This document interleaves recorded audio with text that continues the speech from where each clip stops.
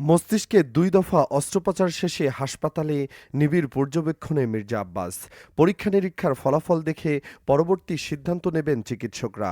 শারীরিক অবস্থার উন্নতি হলে নেওয়া হতে পারে বিদেশে। এরই মধ্যে মির্জা আব্বাসের কিছু হলে তার ৮০% দায়ী পাটোয়ারির অনিয়ন্ত্রিত কথাবার্তা বলে মন্তব্য করেছেন অভিনেত্রী ও বিগত নির্বাচনে ঢাকা-৮ আসনের এমপি প্রার্থী মেঘনা আলম। কেবল তিনি একাই নন, বিএনপি প্রার্থী আরও অনেকেই মির্জা আব্বাসের এই পরিণতির জন্য নাসিরউদ্দিন পাটোয়ারিকে দুষছেন। আসলেই কি নাসিরউদ্দিনই দায়ী, নাকি আরও কোনো ঘটনা আছে? চ্যানেলটি সাবস্ক্রাইব করে জেনে নেওয়া যাক বিস্তারিত। মির্জা আব্বাস ৮-১০ জন সাধারণ পলিটিশিয়ান নন। যদি ঢাকায় বিএনপির রাজনৈতিক ইতিহাস ঘাটেন, যে কেউ এটা রিয়েলাইজ করতে পারবেন বিএনপি এবং আব্বাস সাহেব একটা অন্যটার পরিপূরক। একটা রাজনৈতিক প্রতিষ্ঠান থেকে যেসব বিষয়ে প্রত্যাশিত হতে পারে, অর্থের যোগান দেওয়া, কর্মী যোগান, শেল্টার এবং ইনস্ট্রাকশন দেওয়া, ব্যক্তি মির্জা আব্বাস সাহেব এসব কিছুই করে গেছেন এবং যাচ্ছেনও দলের জন্য। দেশের প্রতিটি আন্দোলন সংগ্রামে দলের মহিরুহ ছিলেন তিনি। হাসিনা পতনের আগে শেষ কয়েক বছরে আন্দোলনে তার দৃশ্যত উপস্থিতি নিয়ে হয়তো কারো মধ্যে অসন্তোষ বা অ্যাকশন নিতে ইফেক্টিভ ভূমিকা না রাখা নিয়ে প্রশ্ন থাকতে পারে।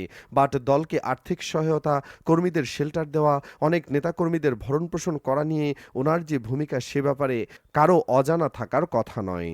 মির্জা আব্বাস দেশের স্বাধীনতা লগ্ন থেকে রাজনীতি করে আসছেন। শাহজাহানপুরে তার পারিবারিক লিগ্যাসি আছে। জিয়াউর রহমানের হাত ধরে রাজনীতিতে জড়িয়ে কনিষ্ঠ কাউন্সিলর হওয়ার আগে ঢাকার শাহজাহানপুরের ম্যাক্সিমাম সম্পত্তির মালিক তার পরিবার।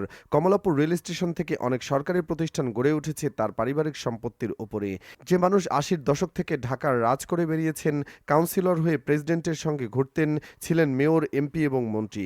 স্বৈরাচার, এরশাদ, পতন আন্দোলন থেকেই সকল আন্দোলন সংগ্রামে সম্মুখ থেকে দাপিয়ে বেড়ানো নেতা। তাকে একদিকে যেমন নাসিররা প্রকাশ্যে অপমান করেছেন, বিপরীতে দল হিসেবে বিএনপিও কিন্তু যথার্থ মূল্যায়ন করেনি। বিএনপির কত নব্য নেতা মন্ত্রী বনে গেছেন, অথচ মির্জা আব্বাস পাননি মন্ত্রিত্ব। তাই মানসিক চাপ থাকলে তা দুদিক থেকেই থাকার কথা। তবুও মেঘনা আলম সব দোষ নাসিরকেই দিচ্ছেন।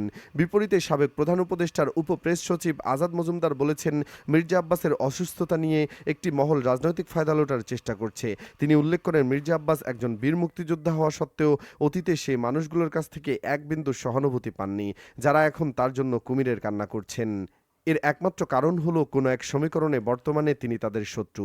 মির্জা আব্বাস ও তার পরিবারের উপর দিয়ে বয়ে যাওয়া ঝড়ের কথা স্মরণ করিয়ে দিয়ে তিনি লেখেন, তার পরিবার যে মানসিক নির্যাতন ও হয়রানির শিকার হয়েছে এবং তার জীবন থেকে যে মূল্যবান বছরগুলো কেড়ে নেওয়া হয়েছে, তা তাদের ভুলে যাওয়ার কোনো কারণ নেই।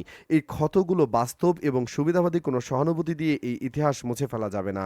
অসুস্থতা নিয়ে রাজনৈতিক মহলে চলা আলোচনার সমালোচনা করে আজাদ মজুমদার বলেন, এখন কেউ ফায়দা লুটতে তার অসুস্থতার জন্য তার বর্তমান রাজনৈতিক প্রতিপক্ষকে দায়ী করার চেষ্টা করছেন। এই ধরনের কূটতর্ক কারও উপকারে আসবে না। বিশেষ করে মির্জা আব্বাসের তো নয়। লোক দেখানো ক্ষোভ বা রাজনৈতিক ফায়দা লোটার পরিবর্তে এই মুহূর্তে মির্জা আব্বাসের জন্য সবার কাছে আন্তরিক দোয়া চেয়েছেন তিনি। পোস্টের শেষে তিনি লিখেন, যারা তাকে সত্যিকার অর্থে সম্মান করেন, তাদের আন্তরিক দোয়াই এখন তার প্রয়োজন। দ্রুত সুস্থ হয়ে উঠুন আব্বাস ভাই। আর অসুস্থ হওয়ার ঘটনা প্রসঙ্গে মির্জা আব্বাসের ছেলে ইয়াসির আব্বাস বলেন, আমরা রোজাটা ভেঙে নামাজটা পড়তে যাই। মাগরিবের নামাজ শুরু করে দ্বিতীয় রাকাতে গিয়ে ওনার খুব সম্ভবত জোরে মাথা ব্যথা করে। সেক্ষেত্রে তখন নামাজ ছেড়ে আমরা সবাই বাবাকে ধরি। ধরার পর আমরা ডিসিশন নিয়ে আস্তে করে আমরা হসপিটালে নিয়ে আসি। তিনি আসতে চাচ্ছিলেন না, কিন্তু প্রচণ্ড মাথা ব্যথার কমপ্লেনটা করছিলেন আর কি। মির্জা আব্বাসের সবশেষ তথ্য জানিয়ে ইয়াসির আব্বাস বলেন, সোশ্যাল মিডিয়ায় অনেকভাবে কথা ছড়িয়েছে, কিন্তু বিষয়টা ওরকম না। ওনার বয়স বেড়েছে, কাজের চাপটাও বেশি ছিল, এর সঙ্গে রোজা রেখেছিলেন, যে কারণে এমনটা হয়েছে। তিনি আরও বলেন, আমি মনে করি বাবা অনেকটা ভালো আছেন এখন। সবাই আমার বাবার জন্য দোয়া করবেন। বন্ধুরা, চাপের কারণে যদি তিনি অসুস্থ হন, তাহলে চাপ তো বিএনপি দিয়েছে।